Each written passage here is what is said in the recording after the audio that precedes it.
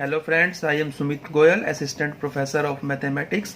देखिए, आज जो हम करने जा रहे हैं वो करने जा रहे हैं हाइपर हार्मोनिक सीरीज, और जिसे हम बोलते हैं पी सीरीज टेस्ट। भी बहुत मोस्ट इम्पोर्टेंट टेस्ट है ये एग्ज़ाम के व्यू पॉइंट से, और आगे भी बहुत जगह ये यूज़ होगा। 90% केसेस में आप ये समझ कर चलिए कि जितने भी हमारे सीरीज़ के क्वेश्चंस आएंगे उनमें किसी ना किसी फॉर्म में ये टेस्ट ज़रूर यूज़ होता है।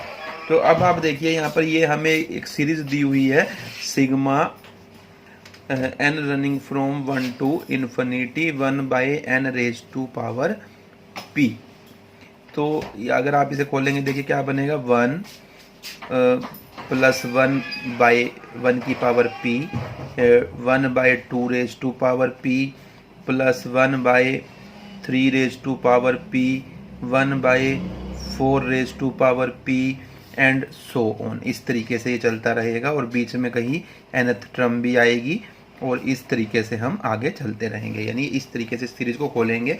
तो सीरीज में प्रूव क्या करना है पी टेस्ट के अंदर, कि अगर ये p की वैल्यू ग्रेटर देन 1 है, तो p की वैल्यू ग्रेटर देन 1 के लिए हमें प्रूव करना है कि ये जो हमें सीरीज दी हुई है ये कन्वर्जेंट होती है, और p की वैल्यू अगर लेस देन या इक्वल टू 1 हो तो ये सीरीज डाइवर्जेंट होती है। ये हमें यहाँ पर प्रूव करना है।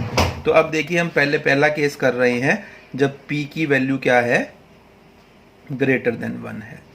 तो केस जब p इज ग्रेटर देन 1, तो हम ये करने लगे हैं। अब फर्स्ट जो है हमारी केस जब p ग्रेटर देन 1 होगा। तो आप देखिए कैसे करेंगे।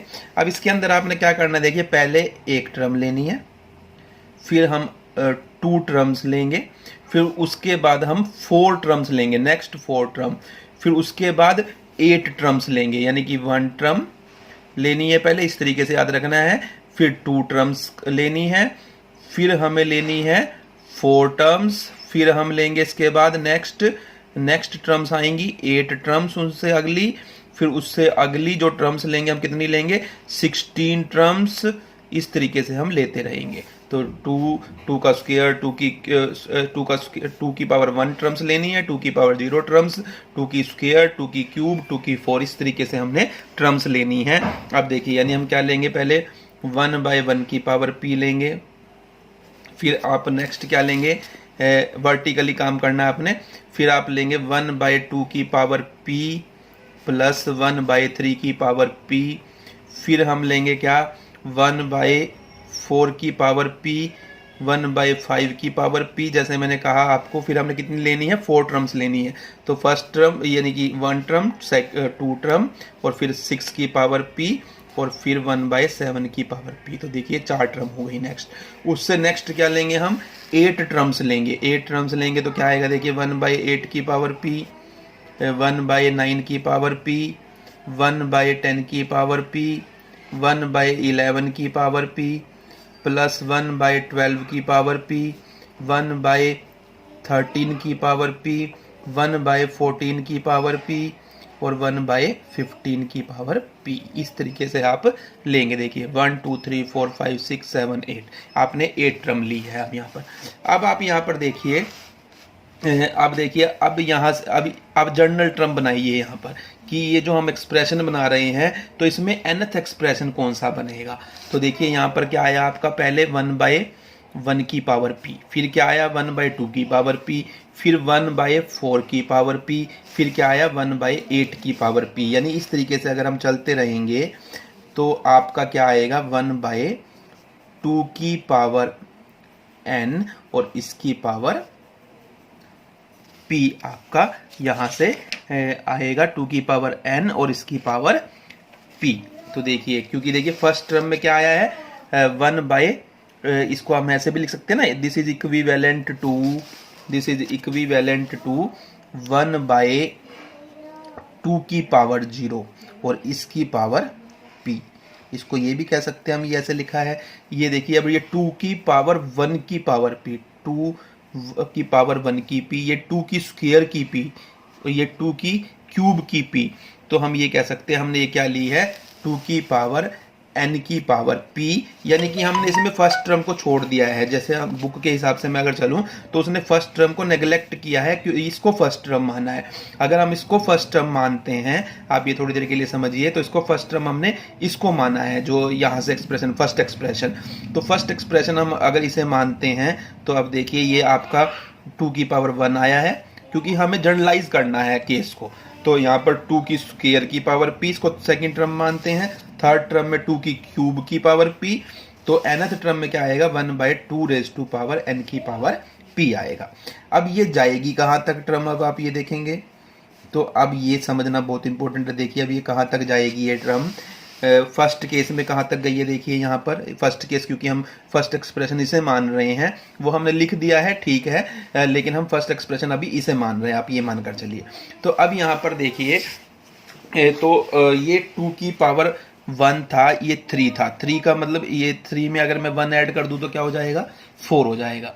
यानी कि अब इस बात को आपने समझना है, दिस इज इक्विवेलेंट टू, तो देखिए किसके इक्विवेलेंट है ये 1/2 रेज टू पावर 1, और इसकी पावर p थी, और ये आपकी है 4 माइनस 1। 4 माइनस 1 क्यों लिख रहे हैं, क्योंकि उसको 2 की पावर की फॉर्म में लिखा जा सकता है, यानी कि इसको क्या लिख सकते हैं 2 की स्क्वायर और -1 और इसकी पावर p, ये इसके इक्विवेलेंट है, यानी दोनों बातें सेम है। जनरलाइज करने के लिए हमें ऐसा करना जरूरी है, इसलिए मैं लिख रहा हूं, आपको एग्जाम में ये लिखने की जरूरत नहीं है, ये इसके इक्विवेलेंट है, मैं समझाने के लिए लिख रहा हूं।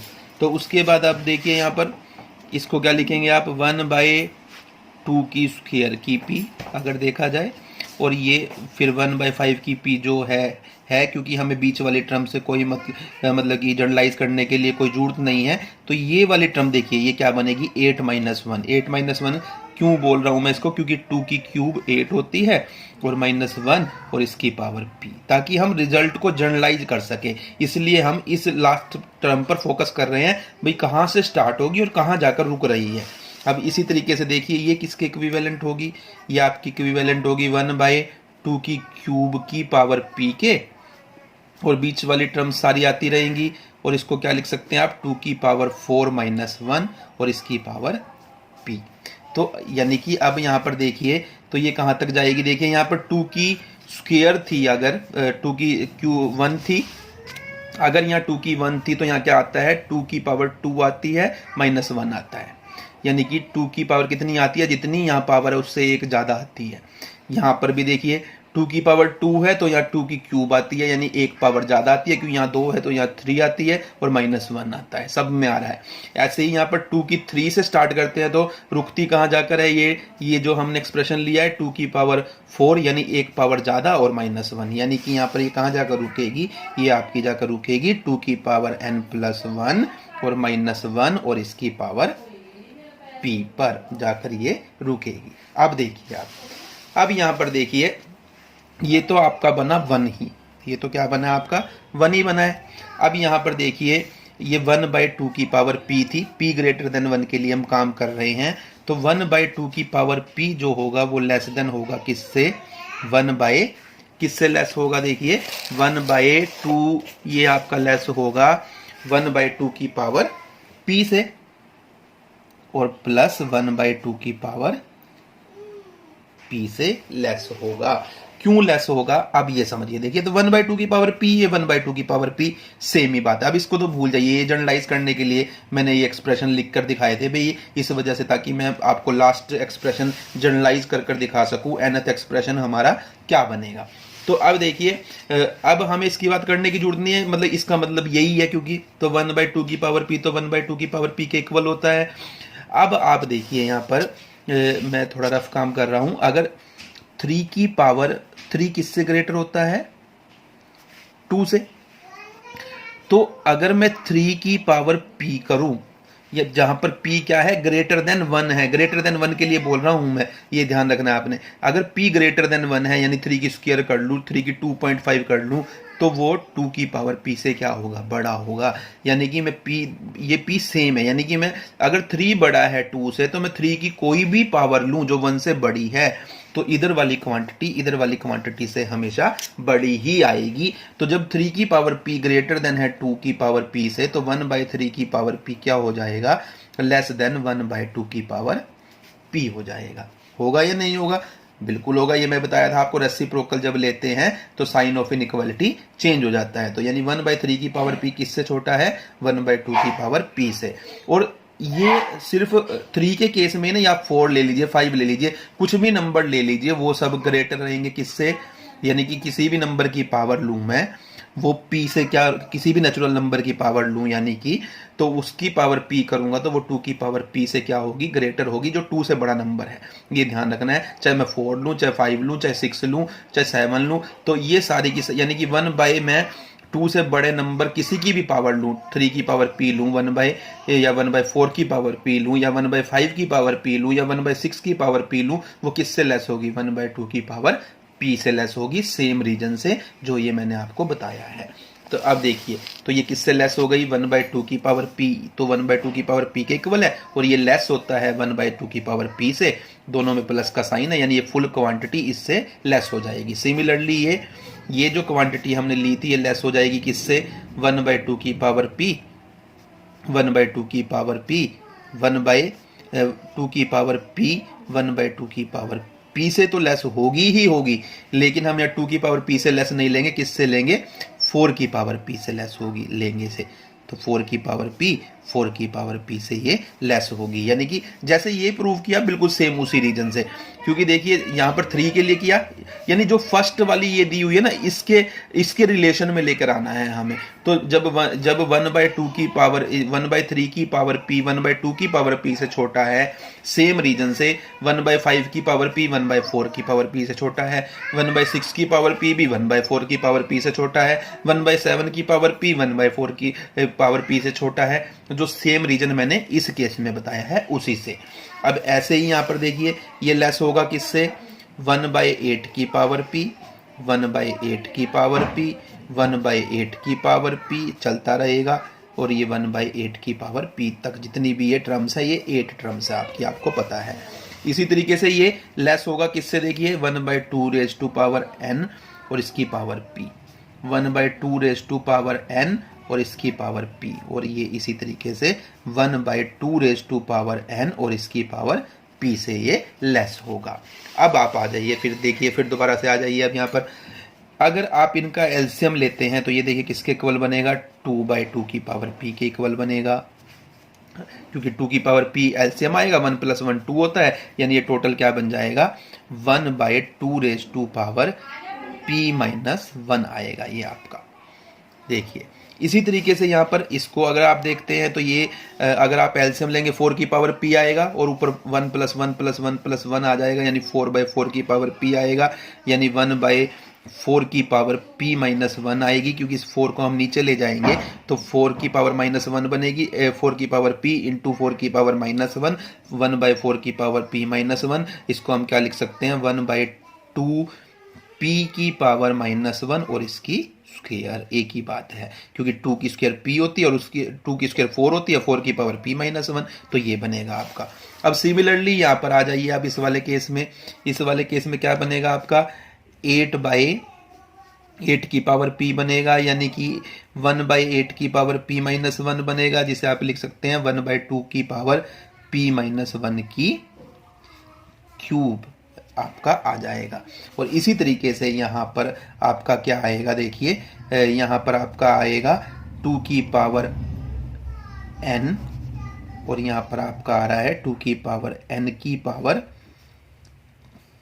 p, यानी ये आपका बनेगा 1/2 रेज टू पावर p - 1 की पावर n। जनरलाइज किया हमने और कुछ नहीं किया, क्योंकि ये हमारा nth एक्सप्रेशन है। तो जब थर्ड एक्सप्रेशन में 3 आ रहा है, 2 की पावर p - 1 की पावर 3 आ रही है, सेकंड एक्सप्रेशन में 2 की पावर p - 1 की स्क्वायर आ रही है, फर्स्ट एक्सप्रेशन जिसे हमने माना है इसे हम मानकर चल रहे हैं, तो ये 1/2 की पावर p - 1 आ रहा है, तो nth एक्सप्रेशन में 1/2 की पावर p - 1 की पावर n आएगा।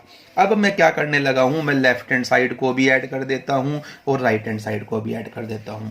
तो एडिंग वर्टिकली, अगर मैं ऐड करता हूँ, आप देखिए ये आपका आ रहा है अब 1 + 1/2 की पावर p, 1/3 की पावर p, 1/4 की पावर p, और कहाँ तक लिया आपने 1/2 की पावर n + 1 - 1 की पावर p। अब आपने निगलेक्ट नहीं करना फर्स्ट टर्म को, अब हम फर्स्ट टर्म लेकर चलेंगे, ये ध्यान रखना है आपने। वो सिर्फ हम जनरलाइज करने के लिए हमने ऐसा किया था। तो अब ये देखिए, अब ये किससे लेस आएगा, ये आपका 1 तो एस्टीज, और ये जो टर्म आई है ये किससे लेस होगी, इधर वालों को जोड़ दीजिए आप, 1/2 की पावर p - 1, 1/2 की पावर p - 1 का स्क्वायर, एंड 1/2 की पावर p - 1 की पावर n के इक्वल होगी। अब देखिए, अब ये कितनी टर्म बनी है आपकी, अब आप खुद, ये कितनी टर्म का सम है, तो अगर आप देखेंगे, देखिए ये यहाँ तक की टर्म लेता हूँ तो 2 टर्म का सम है, यहाँ का तक सम लेता हूँ तो 3 टर्म का सम है, तो ये यहाँ तक की जब अगर मैंने टर्म लिया तो कितने का सम बना, ये कितनी टर्म का सम है, इतनी टर्म का सम है। तो यानी कि ये आपका पार्शियल सम बना कितनी टर्म्स का, 2n + 1 - 1 टर्म का सम बना है ये पार्शियल सम इस सीरीज की। और ये लेस देन किससे है, ये जीपी सीरीज है। जीपी सीरीज के सम का फार्मूला लगाइए, a1 है आपका 1 - r की पावर n, r की पावर n क्या आएगा, देखिए r कितना आपका 2 / 2 p - 1, तो ये आपका r बनेगा, और इसकी पावर कितनी लेनी है, n, और अपोन में 1 - 1/r, ये आपका आ जाएगा। अब देखिए ये आपका यहाँ से ये क्वांटिटी आई है। अब जो Sn होगा वो इससे लेस होगा, Sn क्या होगा, इससे लेस होगा। देखिए क्यों होगा, अब आप यहां पर लिखेंगे, अब देखिए एज जो n होता है नेचुरल नंबर वो हमेशा ग्रेटर होता है 2n से, और 2n हमेशा ग्रेटर देन होती है 2n + 1 - 1 से। कोई भी एग्जांपल लेकर देखते हैं, n को 5 लेके देखिए, 5 लिया, ये 2 कुछ भी आएगा, यानी कि ये मेरे ख्याल 32 आता है हमारा, 2 × 2 = 4, 2 × 8 = 16, 32। और ये अगर आप ये 2 + 5 + 1 6 - 1 करेंगे तो ये कितना आएगा, ये आपका आएगा 64 - 1 63। तो देखिए क्या हुआ कि ये जो नंबर है हमारा, सॉरी मैंने उल्टा लिख दिया, ये n इससे लेस होगा, यानी 5 32 से लेस है और 32 63 से लेस है। तो एग्जाम्पल लेकर हम चेक कर सकते हैं किसी भी चीज को, और फॉर ऑल n ऐसा होगा। तो अब देखिए, यानी कि जब आपने, यानी कि कहने का मीन्स ये है कि n लेस है किससे, 2n + 1 - 1 से। सो जो n टर्म्स का सम आएगा पार्शियल सम, तो वो लेस होगा किससे, जो 2n + 1 - 1 टर्म्स का सम आया है जो हमने अभी निकाला है, उससे क्या होगा, लेस होगा। और ये किससे लेस आया था हमारा, ये लेस आया था आपका 1 - 1/2 n 2 p - 1 ओवर में n + 1 ओवर में 1 - 2 p - 1 तक। अब ये देखिए, ये मैंने थोड़ा सा मिस्टेक कर दिया था पीछे, यहाँ पर n + 1 आना था क्योंकि हमारी टर्म n + 1 बनी है राइट हैंड साइड में। मैं दिखा देता हूँ आपको एक बार फिर, ये आप देखेंगे ये n, क्योंकि यहाँ तक देखिए ये जो टर्म्स है हमारी n तक तो यही आ गई, ये p की पावर 2 की पावर p - 1 का 1 से स्टार्ट होकर n तक तो ये आ गई, और एक टर्म ये हो गई, तो n + 1 टर्म्स बनी है इस साइड पर हमारी। तो ये ध्यान रखना है हमें, बाकी सारा हमारा ठीक है। अब देखिए, अगर मैं इस सम को, अगर मैं ये लिमिट, इस सम को limit n tending to infinity करा दूं तो क्या आएगा, यानी कि Sn यानी सीक्वेंस ऑफ पार्शियल सम जो है उसकी हर टर्म छोटी हो जाएगी किससे, 1/1 - 1/2 p - 1 से। क्यों, as limit n tending to infinity 1 - 1/2 p - 1 n + 1 over में 1 minus 1/2 will be equal to किसके, ये देखिए n टेंडिंग टू इन्फिनिटी कराओगे 2 की पावर इन्फिनिटी 0 हो जाएगी, 1 बाई यानी कि 2 की पावर इन्फिनिटी इन्फिनिटी हो जाएगी, 1 बाई इन्फिनिटी 0 होता है तो 1 में से 0 जाएगा 1, 1 बाई में 1 माइनस 1/2 आ जाएगा इनफाइनाइट सम इधर का। तो यानी कि मुझे एक नंबर मिल रहा है, ये पर्टिकुलर नंबर मिल रहा है के, यानी कि सिक्वेंस ऑफ जो पार्सल सम है फॉर ऑल n, एक नंबर मिल गया के, उससे क्या है हमेशा छोटी है, यानी कि sequence of partial some is bounded above. और हमने ये थ्योरम की थी किसी भी सीरीज की सीक्वेंस ऑफ पार्सल सम अगर बाउंडेड अबव हो तो वो सीरीज क्या होती है, कन्वर्जेंट होती है। तो जो हमारी ये सीरीज है summation 1/p p greater than 1 के लिए ये क्या है, कन्वर्जेंट है। तो ये हमने यहाँ पर फर्स्ट पार्ट में प्रूव किया है। अब केस सेकंड देखिए इसी का, केस सेकंड में क्या है, जब p इक्वल टू 1 है या ग्रेटर देन 1 है, तो पहले हम इक्वल टू 1 के लिए करेंगे या सॉरी लेस देन 1 है, तो p इक्वल टू 1 के लिए प्रूव करेंगे, फिर लेस देन 1 के लिए प्रूव करेंगे। तो उसमें हमें प्रूव करना है ये डाइवर्जेंट होगी। तो p इक्वल टू 1 के लिए देखिए, यानी कि समेशन 1/n की पावर p, यहाँ पे n की पावर p की जगह हमने 1 लिया, यानी समेशन 1/n बनी, ये आपकी बनती है 1 + 1/2 + 1/3 + 1/4 + 1/5 एंड सो ऑन, ये हमारी चलेगी। यानी ये सीरीज बहुत जगह यूज भी होती है, बहुत इंपॉर्टेंट सीरीज है ये डाइवर्जेंट होती है। तो ये क्यों होती है अब हम देखिए प्रूव करने लगे हैं। 1 + 1/2 अगर आप करते हैं तो वो ग्रेटर होगा किससे, 1/2 से। मैंने पहले 2 टर्म ली है, ये ध्यान रखना है। तो क्योंकि देखिए इसमें तो 1 भी ऐड है, इधर मैंने हाफ में 1 ऐड किया, इधर हाफ ही लिया है, तो ये नेचुरल सी बात है कि ये क्वांटिटी इससे क्या होगी, ग्रेटर होगी। अब मैंने नेक्स्ट 2 टर्म्स ली हैं। अब यहाँ पर देखिए 1/3 + 1/4 ग्रेटर देन होगा किससे, 1/4 + 1/4 से, क्योंकि देखिए 1/3 नेचुरल सी बात है, 1/3 ग्रेटर होता है 1/4 से, ये तो जनरल सी बात है, और 1/4 1 एज है, तो ये पूरी टर्म इस टर्म से क्या होगी, ग्रेटर होगी। इसी तरीके से आपने फिर नेक्स्ट 4 टर्म्स लेनी है, 1/5 1/6 1/7 + 1/8, ये किससे ग्रेटर होगी, 1/8 से, लास्ट वाले से। जैसे पिछले वाले में पहले वाले के रेफरेंस में कर रहे थे, पहले वाले टर्म के रेफरेंस में जब लेस देन का साइन लगा रहे थे, तो ग्रेटर देन का साइन लगाने के लिए इससे बड़ी होंगी ये वाली टर्म भी, ये भी और ये इसके इक्वल है, तो यानी फुल एक्सप्रेशन उससे क्या हो जाएगा, ग्रेटर हो जाएगा।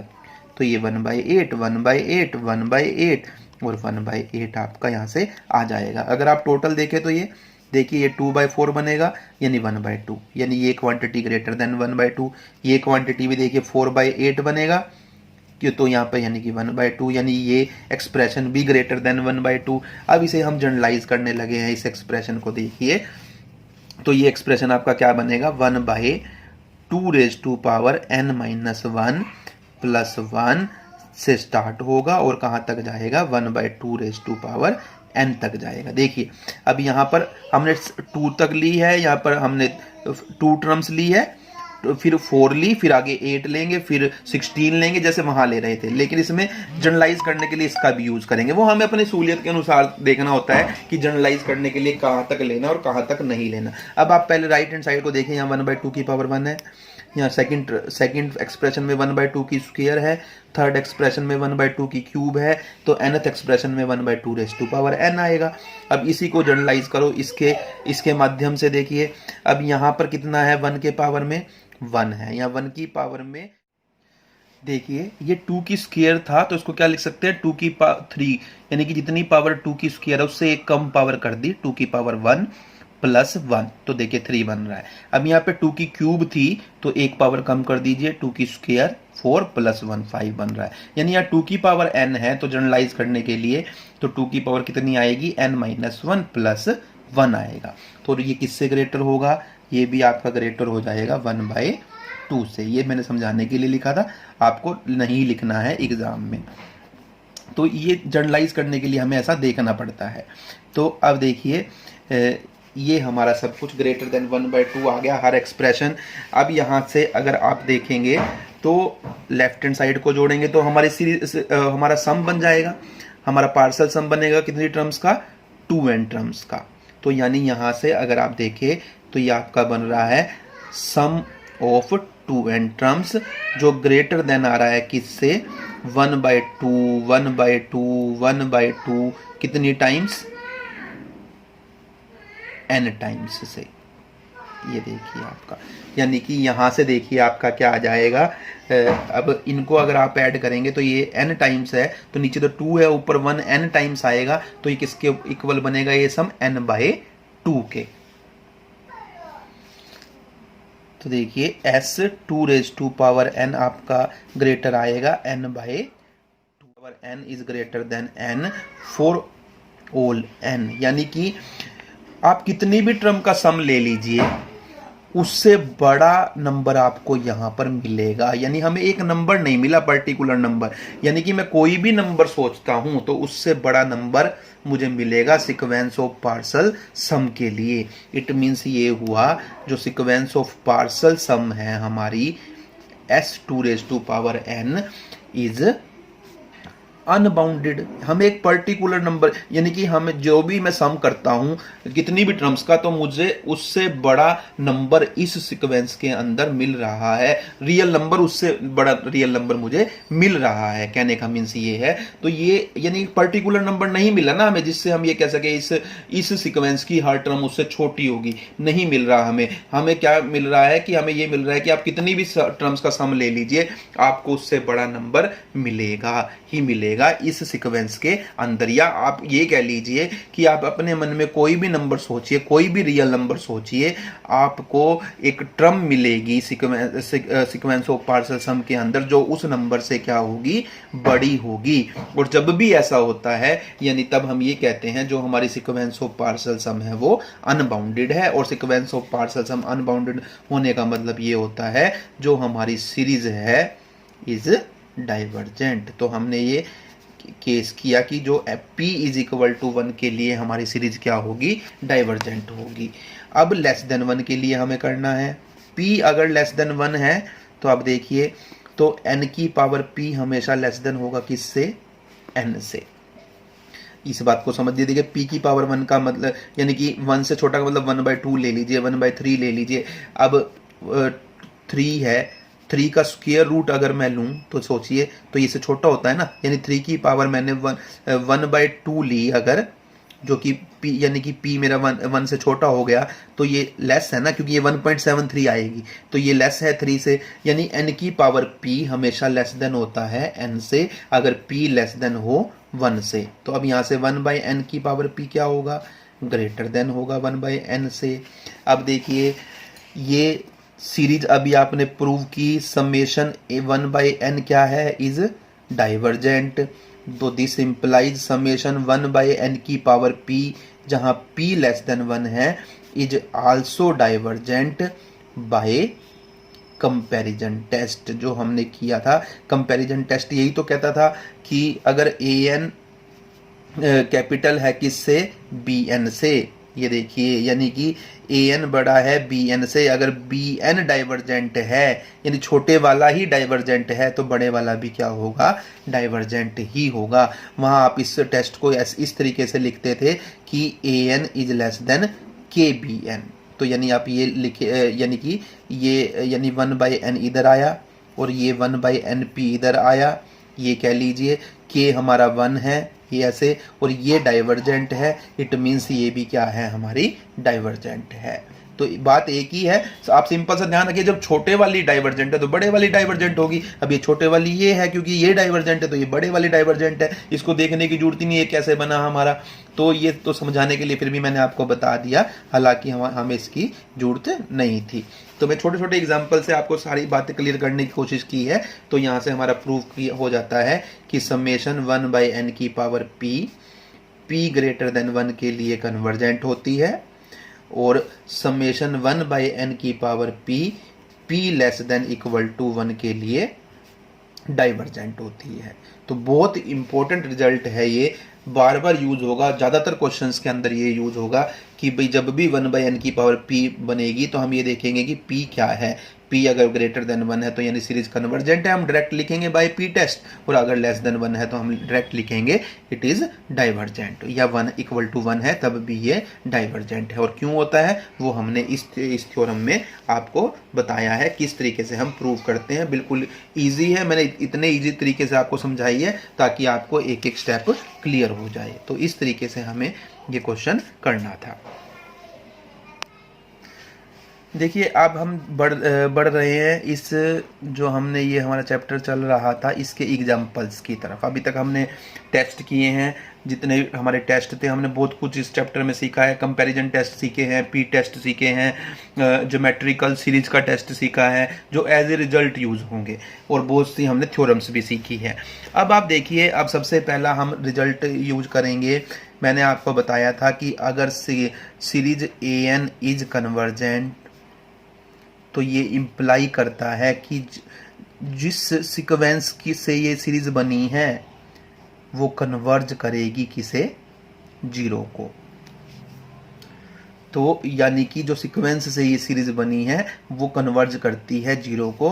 और इसी बात को हम ये कह सकते हैं, अगर सीक्वेंस an जीरो को कन्वर्ज नहीं करती तो ये इस बात को इम्प्लाई करेगा कि इस सीक्वेंस की टर्म से जो सीरीज बनेगी an वो डाइवर्जेंट होगी, वो कन्वर्जेंट नहीं होगी।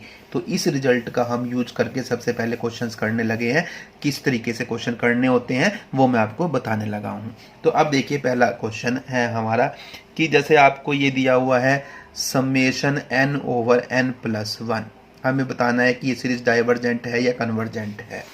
तो आप ये देखिए किस सीक्वेंस से बनी है, उसकी nth टर्म क्या है, तो ये nth टर्म ही दी हुई है हमें। तो nth टर्म क्या है हमारी, n/n+1 है। तो आपको सबसे पहले तो यही चेक कर लेना चाहिए कि सबसे आसान टेस्ट तो यही होता है, भी सीरीज की nth टर्म देखिए आप और उसको limit n tending to infinity कराकर देखिए कि क्या यानी कि वो जीरो को अप्रोच कर रही है या नहीं कर रही। तो limit n tending to infinity, ये आपका बना n, इसमें से n कॉमन लेता हूं तो 1 + 1/n बनेगा, ये इससे कैंसल, यानी कि limit n tending to infinity 1/1 + 1/n। अब n टेंडिंग टू इन्फिनिटी कराऊंगा ये जीरो हो जाएगा, तो 1/1 + 0 मीन्स 1, यानी कि जो ये सीक्वेंस an है ये कन्वर्ज नहीं कर रही जीरो को। अगर ये कन्वर्ज नहीं करती जीरो को, इट मीन्स जो सीरीज है इज डाइवर्जेंट, वो सीरीज क्या है, डाइवर्जेंट है हमारी। अब अगर ये कन्वर्ज कर जाती जीरो को, तब ये नहीं होगा कि वो कन्वर्जेंट है, ये बात ध्यान रखनी है। अगर ये मैंने an लिया, सीरीज की nth टर्म ली, फिर ये यानी कि ये सीक्वेंस की टर्म आ गई जिससे ये सीरीज बनी है, हमने उसका कन्वर्जेंस चेक किया कि ये सीक्वेंस कहाँ कन्वर्ज कर रही है, जीरो पर कर रही है या नहीं कर रही है। अगर जीरो पे कन्वर्ज नहीं कर रही, इट मीन्स ये है कि जो हमारी सीरीज होगी वो डाइवर्जेंट होगी। लेकिन इसका ये मतलब बिल्कुल भी नहीं है कि जो अगर ये जीरो पे कन्वर्ज कर गई तो सीरीज कन्वर्ज जरूर करेगी, वो कन्वर्ज कर भी सकती है और ना भी करे, तो उसके लिए हमें अलग मेथड यूज कर देखना पड़ेगा।